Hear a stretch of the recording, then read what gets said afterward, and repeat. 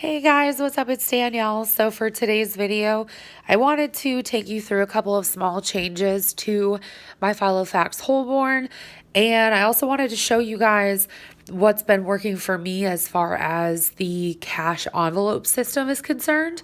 So the biggest difference is that I actually took out the dividers, my cash dividers that I had in the back pocket, and I just have straight up cash in there now. And it makes my wallet a little bit less bulky, which is nice. But I found that those categories just were not working for me because I don't tend to buy a whole lot, like for my cat or for my apartment all the time. It's basically like a one and done type of thing. And since I only have one cat, things tend to go for at least a month and a half, maybe two, depending on what it is. So I had to completely reevaluate my budgeting, and I'm going to share that with you guys in a second. But I just wanted to show you what I've been doing instead of actually planning out my days. So right now I am on a hiatus from my ARC Junior, and that was a personal choice because I didn't really find that my productivity was higher using that and using my Holborn. So I'm kind of going back to the basics, and this is pretty much what I've come up with. And you can see, like, I write really, really hard, so it's actually kind of ingrained in the table. Oops. But I use these inserts from Peanuts Planner Co. And I print these out myself and just cut them down. And then I also, punch them myself as well as putting slits in there. So this is what I've been finding works really well for me. So I actually got this idea from Vivara, who, if you guys don't know, is the owner of Peanuts Planner Co. So she had something that was literally like the same setup. And I decided to just give it a shot. So there's a box like for purchase, one for errands, finances, schedule, and then on the back there's contact, pending, and then I put NTO for no te olvides, which means do not forget in Spanish, and then just like other stuff to do that is not necessarily a high priority, but I just want to make sure that I do it. And this has actually been working out pretty well for me. I've been doing this in place of actual planning for the past couple of weeks, and I actually really like it because I feel like it gives me a little bit more breathing room, and it makes it so that I'm not as stressed out and anxious about all the stuff that I have to do. So I would definitely recommend trying something along these lines. You don't have to have the same categories as me, but I think definitely having some of these really helps, especially like purchase. So I'm already working on a grocery list for Sam's Club for next week. So that's why I have that stuff right there. But anyways, just wanted to share that really quickly with you guys. That is what I'm currently doing instead of having a dedicated daily page or a weekly spread. I do still have a monthly, which is just the monthly that's in here, which is, I think, also by Peanuts Planner Co. But other than that, I'm not really using anything else. And I like this because everything is on the go and I don't have to move information back and forth. So I really like that aspect of it. But this kind of goes along with my wallet. I love looking at it. But kind of goes along with it because I am trying to use the cash envelope system to a certain extent, mainly with things that I struggle more with in terms of spending. So as you can see, I have two of these accordion files here. This one I got from the Target dollar spot a couple weeks ago, and this one I actually just got from Staples like yesterday. So I will show that to you guys in a minute. This one basically has backup receipts.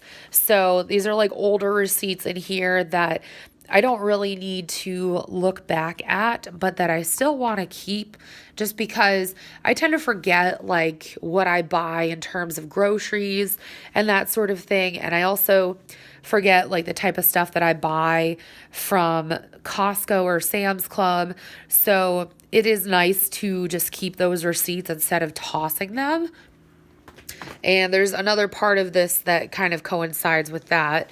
But this is just a notebook. Of course, you know, I had to get the one that has lemons on it. You guys know I love lemons. This was just from Barnes& Noble. But I am using this as kind of a, I guess, register, if you will, to track every single thing that I spend. So essentially what I'm trying to do is make spending money the biggest pain in the ass possible for myself. And I'm, you know, just trying to establish that discipline.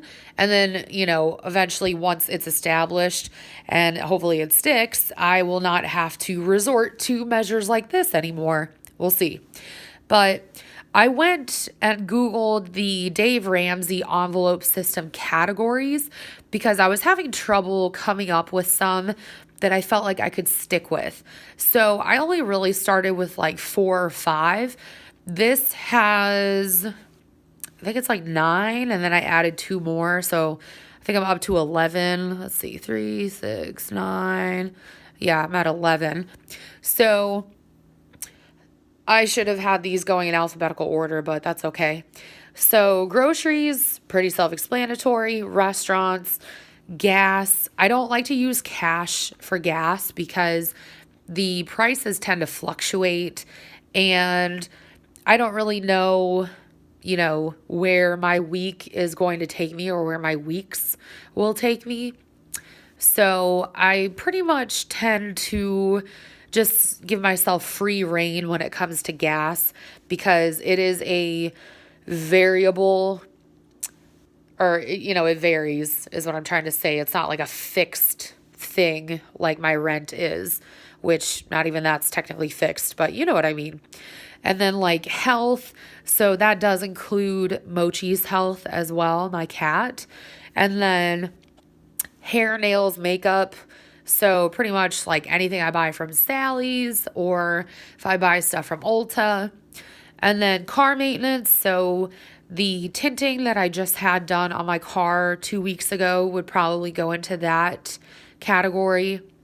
Personal, which to me is kind of a difficult one to think of because I'm like, okay, to me, personal is like hair, nails, makeup, like clothing, you know, anything that you would personally need or want, I guess you could say. And then entertainment, gifts, which thankfully I don't really have to use that.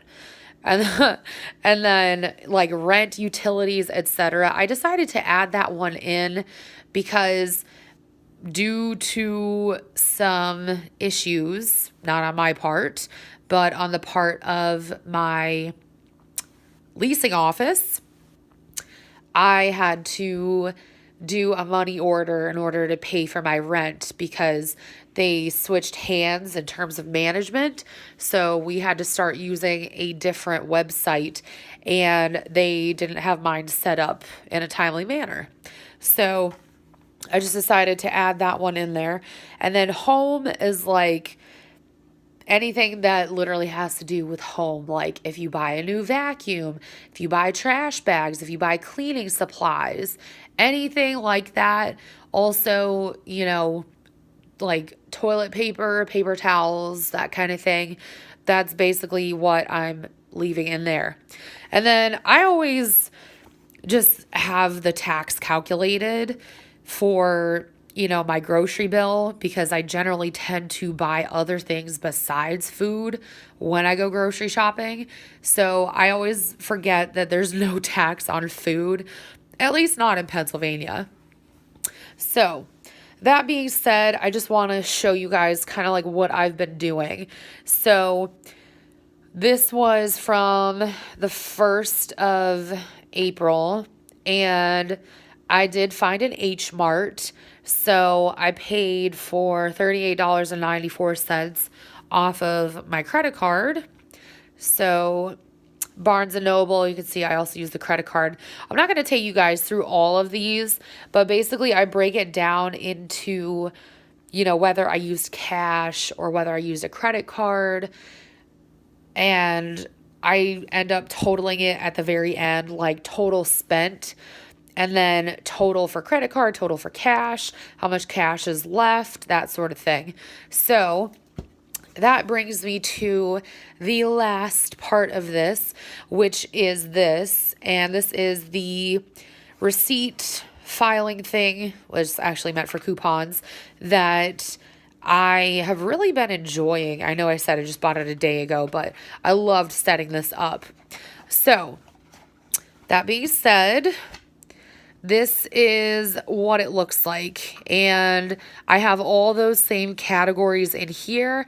I also did put some empty note cards in the back, but I wanted to show you guys what I started doing. So let me just make sure there's nothing on here that is sensitive information. I think we're okay.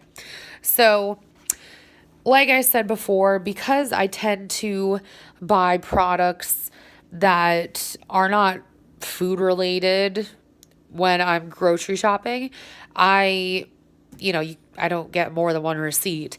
So I figured it would be in my best interest to actually write down everything that I bought as far as groceries for that week.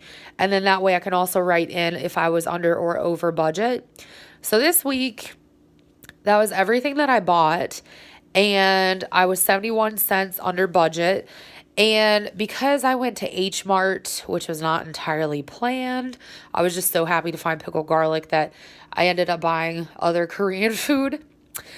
I basically am going to be taking that out of my wholesale budget, which I do once a month.